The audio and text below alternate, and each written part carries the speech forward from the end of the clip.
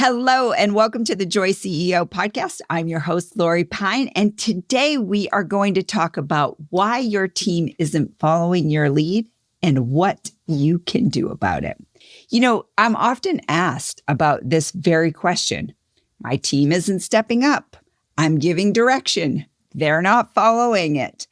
I don't know why they won't just lead on their own. Why do they need me to tell them what to do all the time? And almost every single time, the person who's asking me about this, the person who's inquiring, is assuming that if they just get out of the way and stop micromanaging, they'd be able to have this flourishing team. But today I want to challenge that. It's not always that you're a micromanager, because sometimes the problem isn't that you're too present. The problem is not that you're too far in the weeds. Sometimes the problem is that you are not present enough in exactly the right places, the places that your team needs you to be present. So if you are new here, welcome. I am so glad you found your way to me. This is a podcast for ambitious women who want to lead and live with joy. And when I talk about joy, I am not talking about that fluffy rainbows and unicorn kind of joy. I am talking about the real strategic kind of joy that helps you lead better and live better, the joy that lives within. And I teach you how to get to it. And for my people who show up week after week, who keep coming back and tuning in, thank you. You know I love you and adore you. So this very lesson I have learned. Imagine that. I talk about things on this podcast that I have learned, most of them the hard way. Because you see, when I was coming up, there were not a ton of mentors. And I am on a mission to change that for anybody who cares to listen in. I want to make sure that we are not walking through any of this alone, that we can share wisdoms, share experiences, and help one another out. So I managed a team that I had never actually done the job myself. I had done other jobs around the company, and they said, let's move you into this role. You're going to lead this group of people. And I'm going to tell you that story, but that's not actually the point of today. The point is what it revealed to me. And I think it applies to whether you overlead or underlead, right? It will get you to whether you're everywhere or nowhere. And that's the point I want to get to today.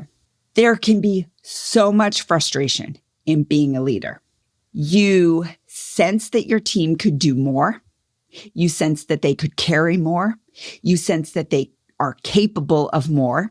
And you just can't put your finger on why they actually don't do more. Decisions land on your desk that shouldn't. You find out about problems after they've become problems. Meetings end and everyone just looks at you to tell the answer, to solve the problem. And you've started to wonder, have I hired the wrong people? Am I just bad at this? Like, what is happening here? And maybe you wonder, is leadership supposed to feel this heavy? And so you start to look around, and other people are making it look really easy. So then you think, it must be me. I must be the problem. But the reframe is that it's rarely about who you hired. It's about where you might be standing. And it's not that you're the problem, but perhaps it is about some perspective and learning to trust your own judgment. You know, you can create these same results by standing so far back that nobody knows exactly what it is that they own. And the same thing can happen when you're so far in everybody else's business that they think that you own what's theirs to own. So both things can happen. It has different postures and different outcomes, and a team will end up unsure of who's actually leading who and whose lane is where. So I found myself in a situation, and it was really the category where I removed myself. So I was put in this assignment. I had never done the actual job of the people who I was managing. So what did I do? I defaulted to them. I became hands-off. I felt like that was respectful. That was giving them the autonomy that they needed. I would kind of, buzz about. Everybody was all over the country. So I would have my one-on-ones, my check-ins with them. And then I would make sure that I was checking in with senior leadership and managing the big rocks, if you will. But what happened was there were some real glitches in processes and systems, and my team was really frustrated. So I locked myself in a room with a few of them, and I had them walk me through from start to finish how they got their job done, what it was like to be them for a day, to get the order, sell the order, put the order into the system, go through all of the entire process that they needed to go through. And what actually happened was I saw that we had so many redundant requests for my people. We had so many antiquated systems and processes, and they were spending so much time answering to so many collaborative teams across the company that they didn't know which end was up. And they actually needed me to be the point person to protect them and to filter all of that other noise out for them. And so that's what I did. I didn't need to do their job. I didn't need to input data or input trade marketing dollars or run the deals for them. But I did need to understand what it was like to walk in their shoes enough so that I could protect them and incubate them from the internal workings of the company so that they could actually flourish. And that was my job. And once I did that, I was able to free up about 10 hours a week for them.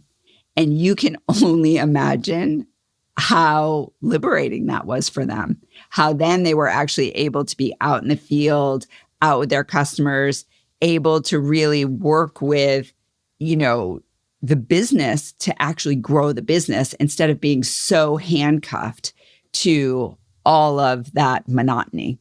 So if you think about it, that was what was in my hula hoop. And every person on your team has a hula hoop. Theirs holds their account, their relationship, the day-to-day decisions that they're making, their section of the business. Yours holds something different. And if you're leading a team, your job is likely to be the visionary, to be much more strategic, to make sure you're setting standards. And the judgment for you is to make that call that only looks obvious for where you sit.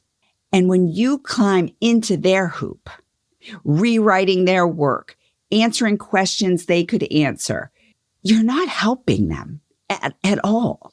They can do that. So you're training them to wait for you and that you don't believe that they can do it for themselves. And then when you vacate your own hula hoop entirely, you're creating this vacuum, telling yourself, oh, it's trust. I just trust them to run it. But the truth is you're creating the same exact gap. I created the same exact gap. Either way, nobody's standing in the place that only you, the leader, can stand. Trusting your team and abandoning your own responsibility to them can look identical on the outside.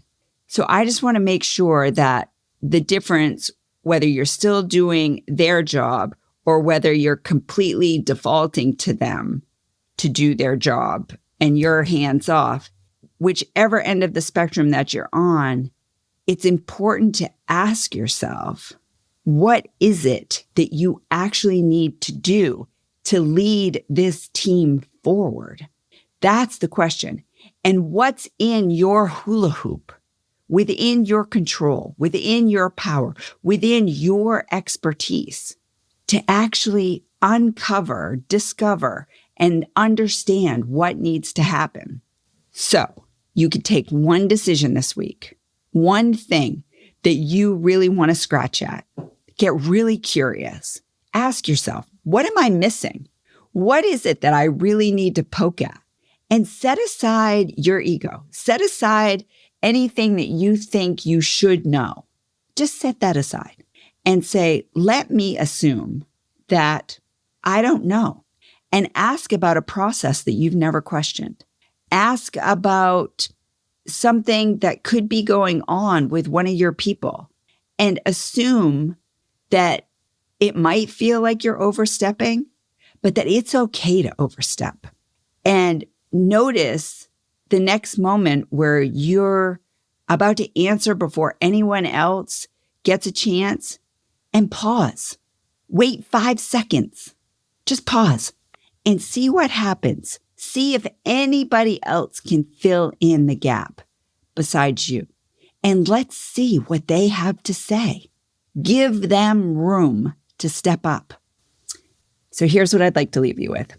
If your team isn't following your lead, the fix probably isn't more of what you've actually been doing. And it's probably not more or less of you. It's actually, are you standing in their way? One way or the other. Are you too much or are you too little? And what would make you right-sized? Watching for what might be missing and what could you get really curious about? And then asking what nobody else has had the courage to ask about. What is that? If you liked what you heard today, please give us a 5-star review. Send this episode to your bestie. We want to make sure that we are all leading together. Rising tides raise all boats. And I think that leadership is exciting and can be the best part of what we do in our lives, but we can't do it alone. We have to do it together. And if that makes you curious about me, about the Joy CEO, and the idea that you could be the Joy CEO of your own life, I would love to talk to you more about what it's like to be in a room with amazing women, how to build, how to learn, how to grow alongside women who are doing some of the same things you are. I'm doing my next retreat, October 14th through 16th, here in the beautiful Hudson Valley. And you just might love to join me live. Be in a room, roll up your sleeves, meet some other women who are just as feisty and fiery as you, looking for joy, trying to balance this amazing career with an amazing life. And I would love to talk to you more about it. So I'm going to detail in the show notes a link. You can find out more. And I would love to see you there. In the meanwhile, I am so glad to be doing this with you. Have a great week, and I'll talk to you soon.